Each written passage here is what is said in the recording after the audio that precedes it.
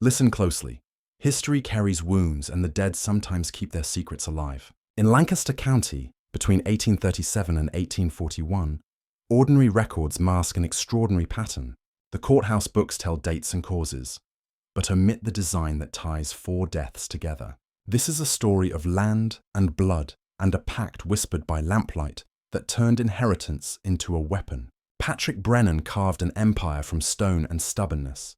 847 acres, barns that swallowed winters whole, a house that could be a palace in a city. He taught his daughters that land was not property but lineage, that losing it would be an exile repeated across generations. They sat by the kitchen fire and forged a plan that read like both devotion and conspiracy.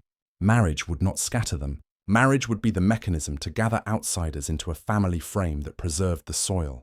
The sisters knew the law's cold arithmetic, and they decided that human law would yield to blood-willed strategy. Imagine a family that treats contracts as instruments and sympathy as camouflage.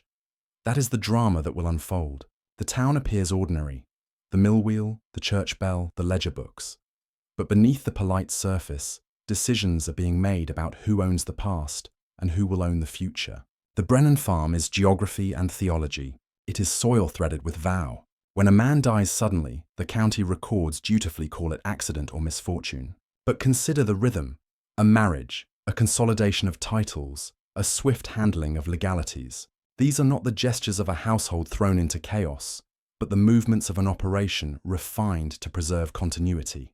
People will call it devotion. Others will whisper of greed. Both are true at once. Devotion to land, greed for continuity. Men who come to the farmhouse meet earnest faces and well-rehearsed grief. They do not see the ledger that waits in the parlor like a map. The distinction between guardian and conspirator is a matter of perspective and consequence. Keep your questions close. Watch how sorrow becomes expediency and how the county's polite institutions provide shade for decisions too sharp for open daylight. This is only the first notch of descent. What follows will not be comfortable. It will ask you to hold contradictions, to watch how love and logistics can be braided into something dangerous. Read every small gesture as if it might be a sentence. Learn to listen for the silence between the recorded words. Hear this as if beneath your ribs. What follows rearranges loyalty, law, and the architecture of power. Patrick Brennan had built more than a farm.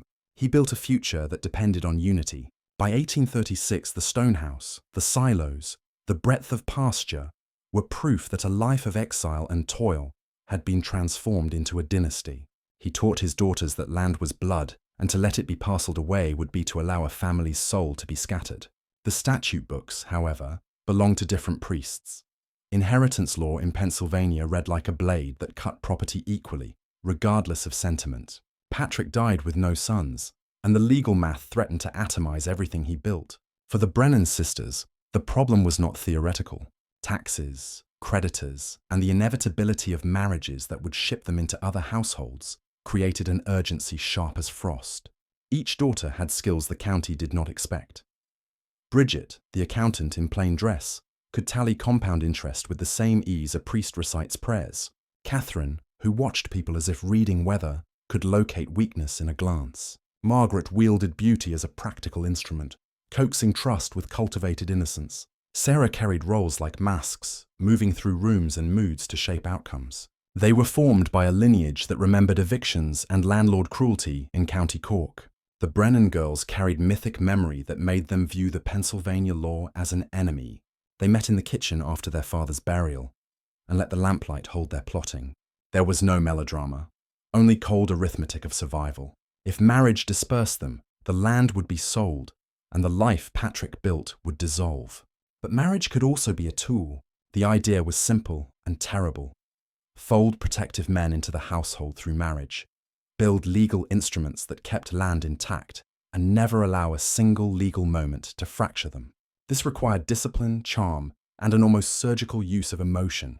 They rehearsed conversations, learned which townsmen had debts, which officials kept their eyes on the right ledgers. Theirs would be a campaign run with domestic hospitality instead of banners. Imagine strategy cleansed of obvious aggression, a polite society containing a fierce will. From the outside, they would be 4 daughters honoring a father's memory. From within, they became architects, learning to influence wills, to steer trustees, to to make grief into a vector for continuity. In the quiet that followed Patrick's death, the sisters pledged a covenant that blurred love and calculation. That covenant would be their compass and their crime. Hear this as a tutor of hard truths. Survival sometimes demands brutal clarity. They sat by lamplight and made a choice. Preservation at any cost. Unity above all else. The Brennan sisters did not indulge in romantic fantasies of victimhood. They measured futures as farmers measure seed, by expected yield and the seasons that follow. Their plan was legal in shape and clandestine in intent. They would use marriage as a mechanism to usher resources and influence into the farmhouse while keeping the title lines intact. Where the law threatened to divide soil, clever contracts and timely unions would close loopholes. They treated courtship like negotiations and affection like leverage, but always with a public face, modesty, devotion, and piety sufficient to silence neighbors. This is the anatomy of a conspiracy disguised as family fidelity. They learned the personalities of the county's most influential men, cataloguing their debts, their lonelinesses, their ambitions. A lawyer whose heart was half an office, a banker who measured the world in mortgages, a judge whose reputation would lend legitimacy. Each man was selected not only for what he offered, but for what his absence would later justify. They rehearsed sorrow gestures until the performance left no crack for suspicion. Consider how easy it is to be believed. A widow at a parlour window, a daughter who cries into a handkerchief, a family that prefers silence to the scandal of public inquiry. They cultivated townsfolk's goodwill with modest gifts and careful charity. They softened questions by appearing pious and practical. Inside their rooms, however, they kept ledgers and whispered plans. Their father's stories of Irish eviction were not sentimental ornaments, but the backbone of an ethos. Never allow the land to be taken again. The sisters were not caricatures of villainy. They were craftsmen of a grim preservation. They valued blood over law and soil over sentiment. Their pact glowed with righteousness in their own eyes. In a world that had dispossessed their ancestors, whatever it took to keep the farm whole was justified. The danger is that righteousness, when combined with resource and secrecy, becomes its own kind of tyranny. In the months after Patrick's funeral, each movement they made was both domestic and tactical. Weddings planned, alliances formed, legal papers signed with an efficiency that looked like competence and smelled, to the rare skeptic, of calculation. Hear it as if a cold wind blew through the curtains. Bridget married the lawyer, not because she loved the law, but because she loved the land more. Thomas Hennessy was a man of chambers and calm ambition, an attorney whose influence could steady any title dispute and whose presence would quiet judges and clerks. His marriage to Bridget, read in society columns as the clearing of debts and the joining of two respectable families. Within the walls of the stone farmhouse, it was an alignment of interests. The lawyer's ability to reframe property law paired with the daughter's insistence on unity. The honeymoon was brief and private. The sisters continued to occupy the house as though the wedding had not altered their household map. Hennessy arrived with experience and a bachelor's loneliness, traits that make men pliable when flattered with devotion.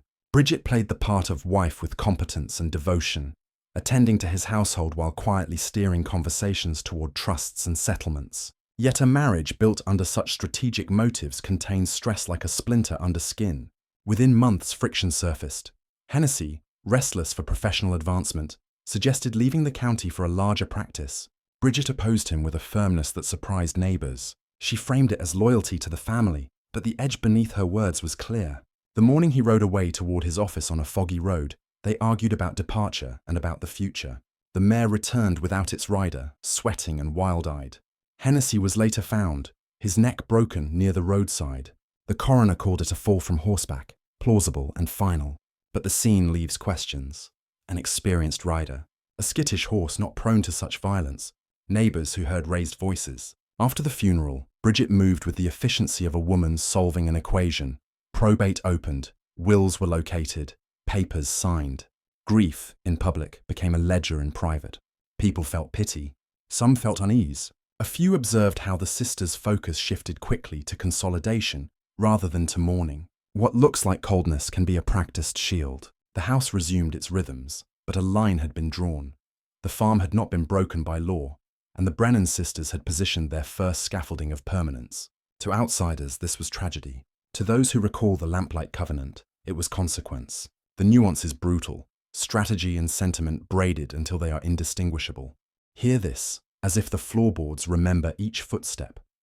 Grief at the stone farmhouse moved quickly to action, and those actions read like design. After Hennessy's death, the sisters did not collapse into endless sorrow. They opened ledgers, consulted with counsellors, and set titles to rights. The town poured flowers and condolences and assumed the natural order had simply taken a man from his home. But there is a particular kind of composure that signals more than strength. It signals preparation. The sisters' discussions centered on ensuring the farm's legal architecture could bear future storms. Bridget, who managed accounts in a world that presumed agriculture made mathematics quaint, guided the restructuring, turning complicated precedents into neat clauses that favored consolidation. Marriage settlements were redrawn, trusts were formed. Each action was ordinary on paper and extraordinary in consequence.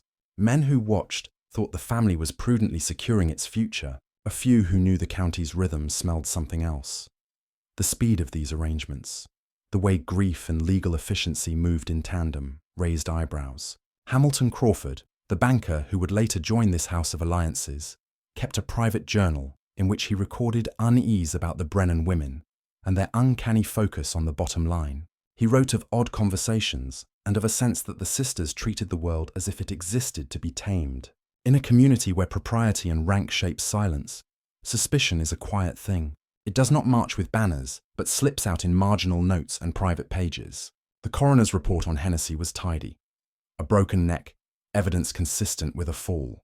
Medical opinion holds weight in polite society. It can quell rumours. Yet when instruments of the state bless a conclusion without sustained curiosity, patterns can ossify into accepted truth. The town moves along, harvests are taken in. Church collections counted, fairs attended. Meanwhile, the Brennan house breathes with the same steady intent as always, its women exercising a competence that many confuse with virtue.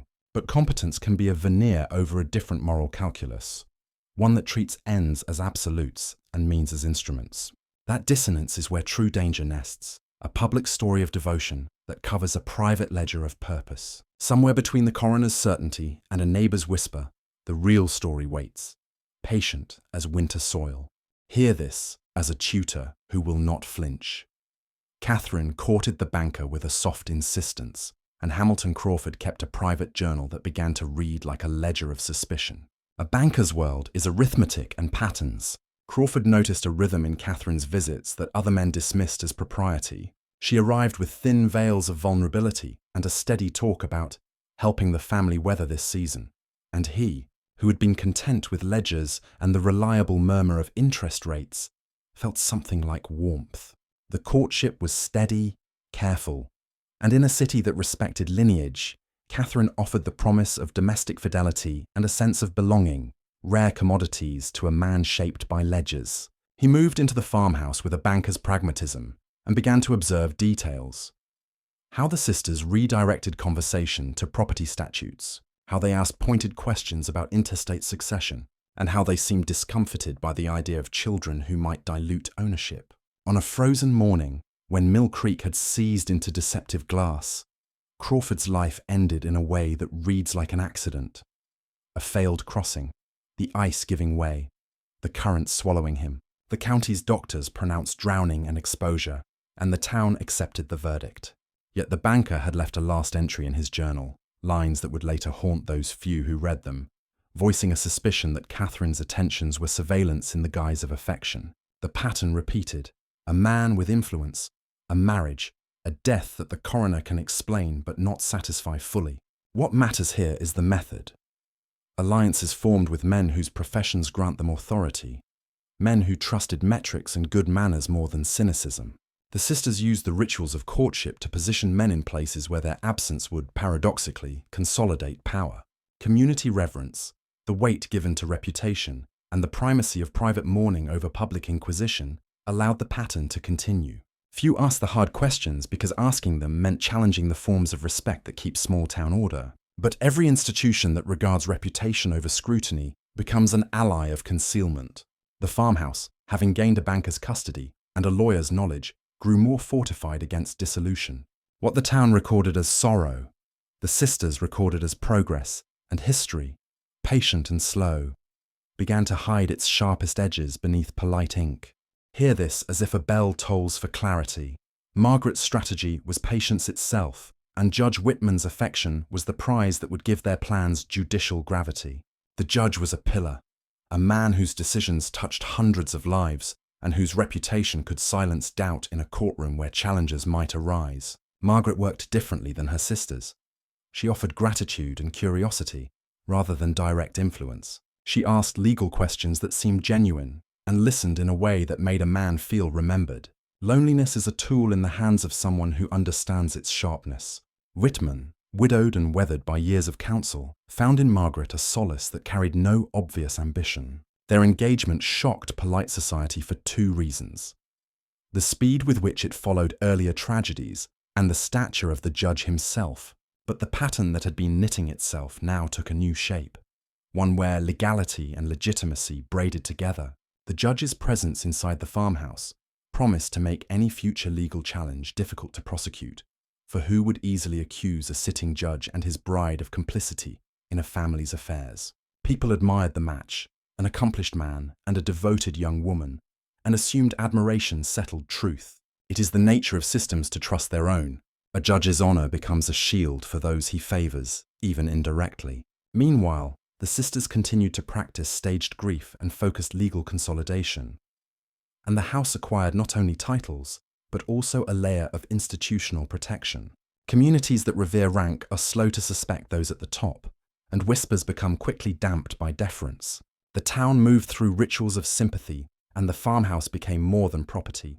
It became a nexus where law, finance, and social standing intersected in ways that made inquiry awkward and accusations hazardous to reputations. The more the sisters embedded themselves within these safe structures, the more the world mistook calculated persistence for piety. Few would imagine that the architecture of respect could be the same structure that holds a conspiracy upright. That is the cruel genius of power. It converts honor into armor and trust into a lattice that sustains deception. Hear this as if the walls themselves keep counsel. Patterns harden when institutions prefer order to truth. The coroner's reports remain tidy.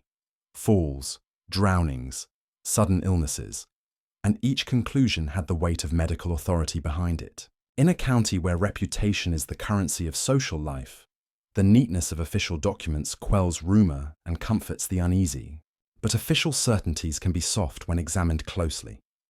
A coroner who trusts the surface, clerks who prefer routine filing to digging, and priests who counsel restraint can all, without malice, become pillars that support a preferred narrative. The sisters' campaign relied on this inertia of institutions.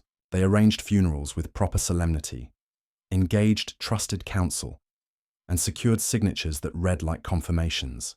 People respected the forms and assumed that forms produce truth. Yet justice, real, messy, inquisitive justice, demands curiosity, persistence, and the willingness to question respectable appearances. Neighbors who suspected found themselves isolated by manners. To press suspicion in public risked being labeled uncharitable or scandalous. Social cohesion, a virtue in small communities, has a dark flip side. It suppresses dissent and elevates silence. As deaths accumulated, the pattern might have ruptured under sustained scrutiny. But scrutiny is expensive and uncomfortable. It requires courage and mechanisms that a devout townsfolk seldom employ against the honored. Meanwhile, the farmhouse continued to consolidate power through law and marriage, and the sisters learned to move within polite circles with a new ease. They cultivated friendships that insulated them and kept certain conversations private. In those private rooms, they measured outcomes and adjusted strategies, treating each tragedy as both loss and arithmetic. If you want to see how systems fail, watch not for dramatic cover-ups, but for the slow, bureaucratic drift toward complacency. Paperwork and ritual make lies plausible because people prefer the confidence of official stamps to the messy work of investigation. That is where hidden agendas flourish. Within the polite consent of a community that values decorum above digging, the clever reorder reality until history records only a set of plausible accidents. Hear this as if you were unshackling the mind. They understood psychology before many men even named their weakness. The sisters read loneliness, vanity, and hunger for legacy like maps. They set about meeting those needs with precisely measured tenderness. Men who thought themselves masters of public life found private rooms in which they were admirably needed and quietly undone. Bridget's legal mind flattered lawmen. Catherine's attentive listening transformed bankers into guardians who would later be conspicuously absent. Margaret's practiced innocence calmed a judge's solitude. Sarah's charms made men forget the questions they might have asked. These are not cartoon villains, but architects of influence, people who know how to turn affection into obligation. Their techniques were subtle: a well-timed compliment, a careful withholding of intimacy, a ritual of care when a man was vulnerable. Once a man had been repositioned, emotionally, financially, legally, his absence carved a path that served the sisters' plan. Social structures blessed the arrangement. Neighbours counted funerals instead of causes, and the town's deference to rank discouraged anyone from shouting suspicions in public. Skeptics scribbled notes in private journals. They had no pulpit loud enough to unmoor the tide of polite acceptance. The sisters learned to weaponize the ordinary: a morning handkerchief, a quiet cup of tea, discussions about estate planning that masked intent.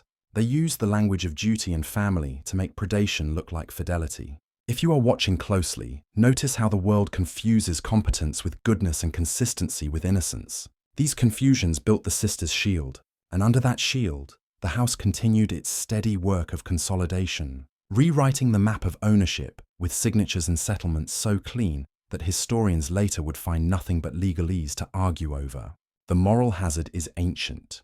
When survival becomes a creed, the means become permissible, and the community's reluctance to pry becomes complicity. Keep that in mind as you move deeper.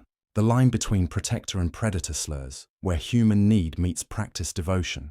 Hear this as a mentor who demands action.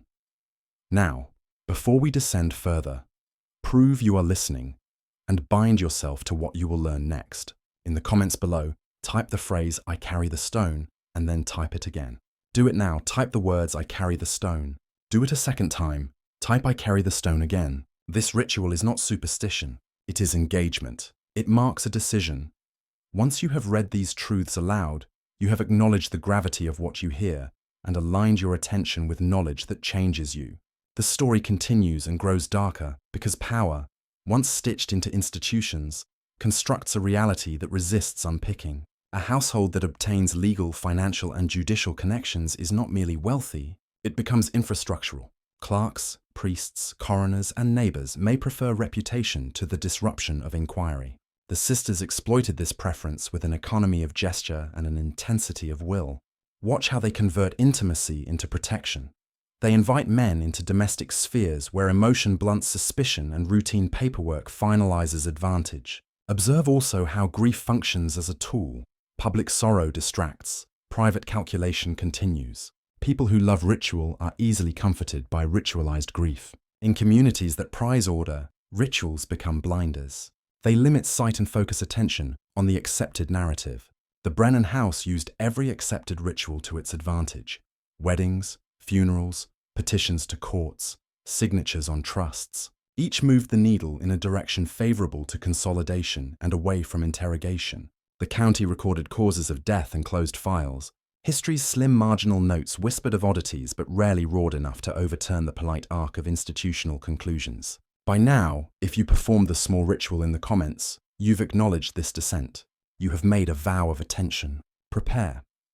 What follows will expose how institutions that appear neutral can be the scaffolding for hidden agendas, and how ordinary kindness can be the very instrument that conceals extraordinary designs. Hear this as if the pages of law are flesh under your hands. Institutions are not inert, they are tools, and tools have users. The sisters learned to read that machinery and place their hands where it mattered. Clerks process petitions with a shrug that can be bought by habit or favour.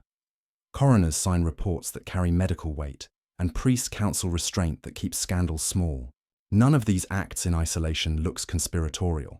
Together they form a lattice that favours stability over truth. The Brennan strategy exploited a human weakness. Societies protect their reputations and therefore resist inquiries that threaten social order. When a man of standing dies, the town prefers the comfort of neat causes because those causes preserve the illusion of normalcy. The sisters wielded this to create a zone of plausibility around each death. They hired clergymen who were sympathetic or indebted. They cultivated professional goodwill. They paid small courtesies that yielded large silences. It is not always bribery. Often, it is the subtle reallocation of favors, the gift of loyalty, the gentle pressure of reciprocal aid that binds people into complicity. Power spoken softly is more durable than power shouted from banners. When the formal tools of authority, wills, trusts, probate hearings, are handled with legal skill, community oversight fades. Men trained in law, banking, and judiciary trust their own systems and trust the manners that govern them. That self-trust becomes a barrier to skeptical inquiry. The sisters navigated those systems with a strange respect that made them appear partners rather than predators. Their actions were not sloppy. They were deliberate, carefully threaded into the routines of local governance. Over time, the accumulation of comfortable conclusions, medical reports, legal certifications, civic respect, becomes a fortress. To break through such a fortress requires more than suspicion. It requires resources, public outrage, or a sustained institutional inquiry, willing to vex the comfortable. None arrived in time. Instead, history's ledger closed entries into neat cause and effect and allowed the farmhouse to remain what it had always been, an island of continuity. The real crime is not only what was done, but how civic love of order turned away from curiosity, enabling concealment through routine. Hear this as if you were given a manual for influence. Their techniques were surgical and mundane, which made them more dangerous. They staged grief like liturgy, public displays crafted to satisfy social expectation, while privately moving assets and influence with a speed that felt obscene to those who could see it. They used hospitality as camouflage, inviting neighbors and officials to shared meals and thereby weaving social debts that tempered questions. The sisters studied the timing of wills and settlements, the cadence of court sessions, and the ways in which grief permits expediency that would otherwise appear suspicious. They groomed confidences, small admissions that became keys to future manipulation. A man who thinks a woman knows only comfort will rarely suspect her calculations. They slowed conversation when necessary and accelerated it when advantage was to be taken.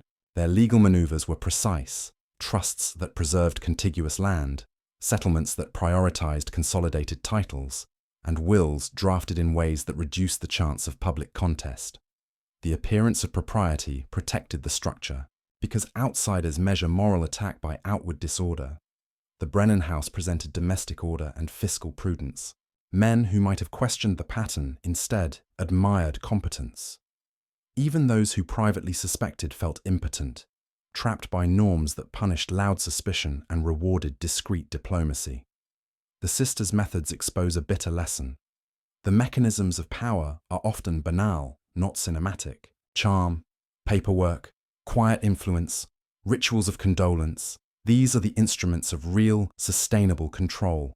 Recognize too the emotional calculus. When survival becomes a moral absolute, ruthless efficiency masquerades as devotion. That is how ordinary women in an agrarian county fashioned a quiet dominance that would confound official records for decades. If you want to spot such operations, look for the mundane, the timing of a will, the selection of witnesses, the speed at which counsel is retained. Those are the fingerprints of deliberate design disguised as routine action.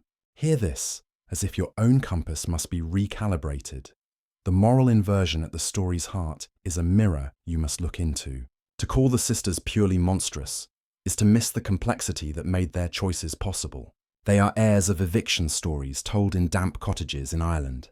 Their father taught them land is blood, and losing it is to become rootless. In such a worldview, survival is a noble currency and the law an indifferent instrument. When institutions appear stacked against you, moral boundaries can shift. The sisters convinced themselves, and perhaps each other, that what they did was an act of fidelity to family, to memory, to a father's life work. That rationalization is a familiar chord in human history. When desperation meets skill, ethics buckle, and new justifications arise. The price of holding that posture is heavy. To treat people as means to an end erodes the soul and distorts empathy. But it is also true that labeling them only as villains flattens the story. It misreads decades of dispossession, of gendered limitations on property, and of a culture that offered few viable protections for women who owned land without male intermediaries. The sisters' actions demand both condemnation and understanding.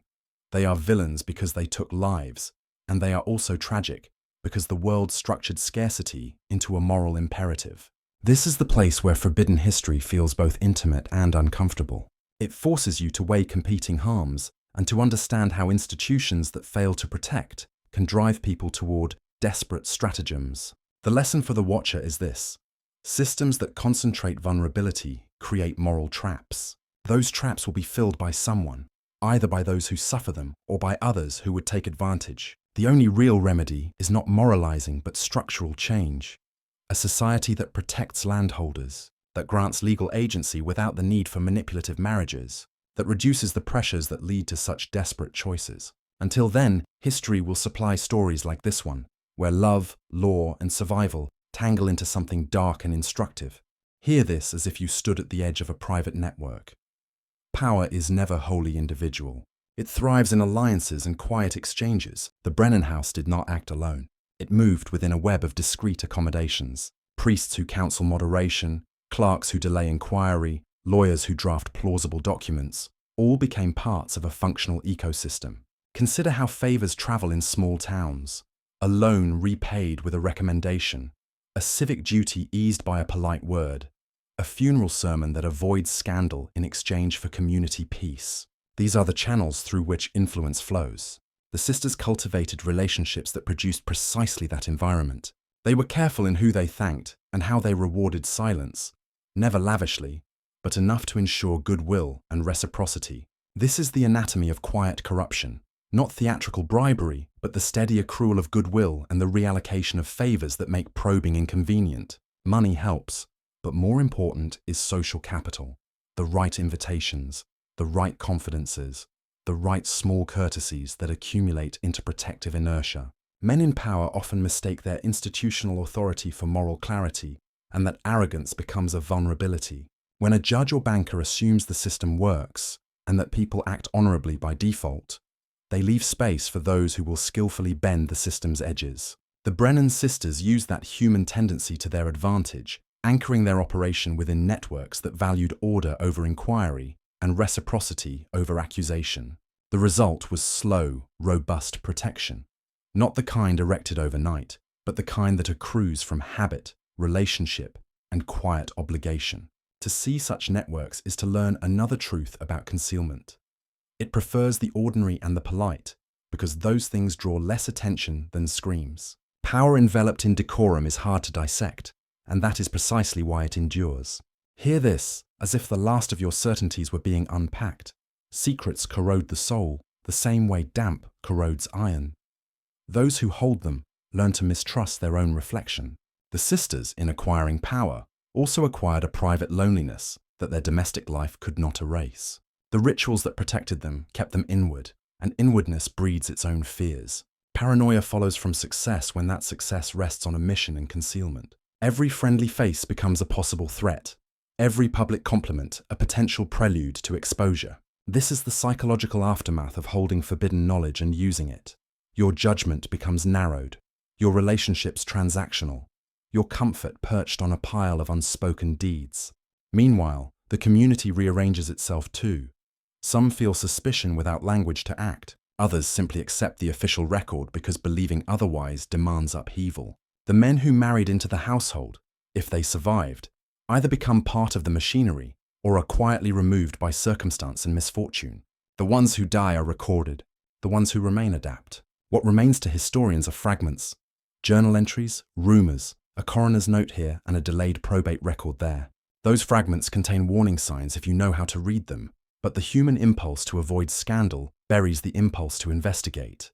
This moral erosion is not only individual, it is communal. A society that prizes reputation over truth tacitly endorses the behavior that preserves reputation. The Brennan story thus becomes a case study. How a set of desperate, disciplined choices can corrode both the makers and the community that enables them. If you carry forbidden knowledge now, expect its weight. Learn the signs of corrosion, anxiety thinly masked by composure, relationships that become transactions, rituals that substitute for confession, and use that awareness to guard your own integrity. Knowledge without responsibility is an invitation to become what you once thought. Hear this as if you had the patience of an archivist. The unmasking that rarely happens is slow and often partial. Time is a cunning ally to power. It buries sharp edges under layers of routine. Witnesses age, temperaments soften, and the urgency of scandal diminishes as new seasons arrive. In the Brennan case, the town moved on. Harvests came and went, elections passed, and newspapers slowly turned their attention to fresher dramas. Formal inquiries foundered because the machinery of power preferred the comfort of order. Legal contests need noise, resources, and persistence, things that trespass on respected reputations. When those who hold privilege also have the patience to let history's river erode indignation, scandals fade into curiosities, and polite silence becomes the default archive. Yet the truth leaves traces if you know where to look. Marginalia in bank ledgers, a judge's private correspondence, a coroner's unexplained haste. These traces are small and easy to dismiss, but they form a constellation for those who care to assemble it. Scholars who return decades later may find patterns that contemporaries missed, and rumor may harden into a hypothesis that compels renewed attention. But even then, proof is elusive, memory is malleable, and documents are often arranged to favor continuity. The unmasking that does occur is typically piecemeal. A reclaimed bank ledger here, a confession in an old diary there. Those fragments can shift our understanding, but rarely do they produce the dramatic courtroom reckonings that satisfy moral appetite. The lesson for the seeker of forbidden truth is patience and method. Persistent cataloguing, cross-referencing, and the slow accumulation of anomalies can expose what ritual and reputation suppress. If you want to see history reopen its scabs, be ready to trade immediate satisfaction for long, tireless pursuit. This is how buried stories are eventually pried loose, not with one righteous cry, but with the slow, methodical work of a mind unwilling to accept tidy answers. Hear this as if you are being offered a final test. Forbidden knowledge changes the man who possesses it, but how he uses that change defines him. The Brennan story is not just a tale of crime. It is a parable about responsibility. You can hoard such truths as trophies, using them to feel superior and separate, or you can convert them into discipline. Vigilance against complacency, a refusal to accept authority without accountability, a habit of reading between the lines in institutions that presume trust. The path of transformation is treacherous. Awareness breeds cynicism if untempered by action. The wiser course is to let knowledge produce care, to look for structural remedies, to support institutions that value inquiry, to demand transparency where power concentrates. If you are changed by what you've heard, do not let that change become bitterness. Let it become rigor, a commitment to ask the questions that others avoid, to document anomalies, to protect those who cannot protect themselves. That is the antidote to the corrosive solitude of forbidden knowledge. The sisters chose a path of preservation built on sacrifice and violence. You now have the choice to pursue a march toward truth built on patience and accountability. History hands you dilemmas to test, whether you will become the same pattern repeating or the force that dismantles it. Use this story as a litmus for your own integrity. When you encounter institutions that prefer quiet over inquiry, intervene with evidence and persistence. When you see rituals substituting for accountability, push for transparency. The small acts of responsibility are the only real antidotes to cycles of concealment. Carry the weight of knowledge like a responsibility, not a weapon. Hear this as if the last candle has just guttered. Remember the ledger in your pocket and the stone in your hand. When institutions protect reputation over truth, clever people will reorder reality to preserve ownership, and ordinary rituals will become the cover for extraordinary designs. The Brennan saga is a warning and a lesson. Warning that desperation and skill braided together can become dangerous, and a lesson that vigilance and structural reform are the true remedies. Keep the image: 4 sisters in a stone house, lamplight on their faces, ledgers spread like maps, and a county that looked away because it preferred the calm of neat causes. Do not become the town that values comfort over curiosity. Do not sleep while institutions cultivate silence. Let this tale harden your attention and sharpen your questions. If you repeated the phrase, you have not merely clicked or scrolled. You have marked yourself as someone who will not be comforted by easy explanations. Carry that stone as a reminder. Knowledge without action calcifies into cynicism. Knowledge with purpose becomes the foundation of change. Go into the world with your eyes open, and when you encounter the polite mechanisms of power that shield themselves in ritual, ask for the documents, follow the paper trail, demand the witnesses. The dangerous truth is simple. The past will yield its secrets only to those willing to do the patient, uncomfortable work of asking. That work can change a man. It should change a man.